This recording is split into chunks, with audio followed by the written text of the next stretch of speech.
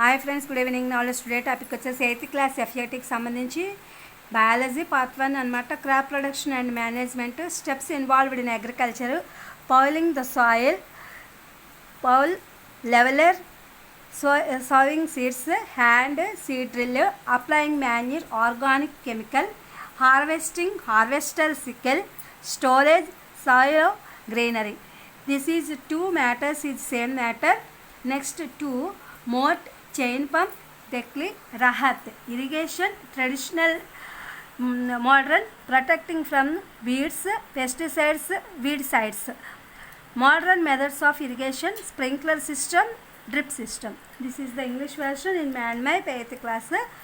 ఇదేంటంటే వ్యవసాయ నిర్వహణ ఉత్పత్తి అనేది Telugu meaning. Crop production and management అంటే పంట ఉత్పత్తి నిర్వహణ అనమాట. పౌలింగ్ అంటే ఏంటంటే మట్టి దున్నడం లేదా నేలను దున్నడం లేదా దుక్కి దున్నడం అనేది వస్తుంది. ఇదేంటంటే పౌల్ అనేది వచ్చేసరికి నాగలి దున్నేటటువంటిది అనమాట. మనం భూమి దున్నేటప్పుడు నాగలి అనే ఒక పరికరాన్ని ఉపయోగిస్తాము అదనమాట. నెక్స్ట్ వచ్చేసి లెవెలర్ అంటే భూమిని సమతుల్యం చేస్తాం, అంటే భూమిని చదును చేయడం అని చెప్పి చదునుకి వాడేటటువంటి పరికరము అని చెప్తాము. నెక్స్ట్ వచ్చేసి సోవింగ్ అంటే అది విత్తనాలు విత్తడము, విత్తనాలు నాటడము అనమాట. హ్యాండ్ అంటే అది పనిచేసే వ్యక్తి, అంటే విత్తనాలు నాటేటువంటి వ్యక్తి అనమాట. హ్యాండ్ అంటే విత్తనాలు చేతితో నాటుతారు కాబట్టి అది విత్తనాలు నాటే వ్యక్తి, కార్మికుడు, పనివాడు, ఇలా రకాలైనటువంటి అర్థాలు వస్తాయి. సీడ్ డ్రిల్ అంటే విత్తనాలు, అంటే ఈ విత్తనాలు వ్యవసాయంలో ఉపయోగించేటటువంటి విత్తనాలు నాటడానికి ఉపయోగించేటటువంటి ఒక యంత్రము. అప్లయింగ్ మాన్యూర్ అంటే మనకి ఎరువులు ఉంటాయి కదా, ఆ ఎరువులు అనేవి మనం ఆర్గానిక్ అంటే సేంద్రియ పద్ధతిలో మనం ఎరువులను ఉపయోగించుకుంటాము. అలా ఏ సేంద్రియ పద్ధతి అంటే పచ్చిరొట్ట, అట్లాగే డంగ్, ఇవన్నీ వేసి ఉపయోగించేది. కెమికల్ అంటే రసాయన ఎరువులు, యూరియా అలాంటివి సంబంధించింది. హార్వెస్టింగ్ అనేది వచ్చేసరికి ఇదేంటంటే మామూలుగా మనము పంట ఉంటుంది కదా, ఆ పంట వేయడము. హార్వెస్టర్ అంటే ఆ పంట వేసేవాడు. సికల్ అంటే నాగలి అనమాట.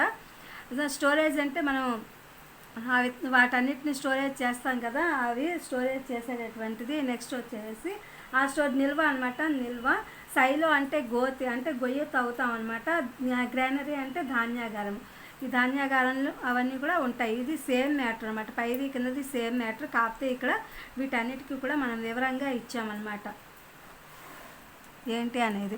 నెక్స్ట్ వచ్చేసి 2 వచ్చేసి అదేంటంటే మోట్ అంటే కందకము. అంటే కందకం అంటే మనము పూర్వకాలం రోజుల్లో కాలువలు అంటే పల్లపు ప్రదేశానికి నీరు వెళ్ళేటప్పుడు ఆ నీరు అనేది ఎటు పోకుండా మనం గట్టు కడతాము. అలాగే మనం పొలాల్లో చూస్తాం గట్టు కట్టడము, అలాంటివన్నీ కూడా. మోట్ అంటే అలా గట్టు కట్టే కందకానికి గోడ లాంటిది, ఒడ్డు లాంటిది ఒకటి ఏర్పాటు చేసుకుంటాము. చైన్ పంప్ వచ్చేసరికి ఇది గొలుసు పంపు. ఇది నీటిని ఒక ప్రదేశం నుండి మరొక ప్రదేశానికి తరలించేటటువంటి ఒక పరికరం అనమాట, ఒక యంత్రం లాంటి. తర్వాత డెక్లీ అంటే ఇది పురాతనమైనటువంటి నీటిపారుదల కలిగినటువంటిది అనమాట. నెక్స్ట్ వచ్చేసి రాహత్ అంటే వ్యవసాయ సంబంధితమైనటువంటిది ఉంటుంది. ఇరిగేషన్ అనేసరికి ఇంకా నీటిపారుదల. ఇరిగేషన్ అనేది ఏంటంటే మామూలుగా ట్రెడిషనల్ మెథడ్ అంటే సాంప్రదాయ పద్ధతిలో ఇరిగేషన్ అనేది ఉంటుందన్నమాట. దీంట్లో స్ప్రింక్లర్ సిస్టమ్ అని చెప్పి మామూలుగా దీంట్లో అలా ఉంటుంది. Protecting from weeds and pesticides, weedicides ఇవన్నీ కూడా ఉంటాయి. పురాతన పద్ధతిలో వీటన్నిటిని కూడా మనము వ్యవసాయానికి సంబంధించి చేస్తూ ఉంటాము. నెక్స్ట్ వచ్చేసి స్ప్రింక్లర్ సిస్టమ్ అంటే నీటిని చిమ్మేటటువంటి పరికరాలు. థర్డ్ వచ్చేసరికి ఇరిగేషన్ అనమాట, మోడర్న్ ఇరిగేషన్. స్ప్రింక్లర్ సిస్టమ్ వచ్చేసరికి ఇది నీటిని చిమ్మే పరికరాలు.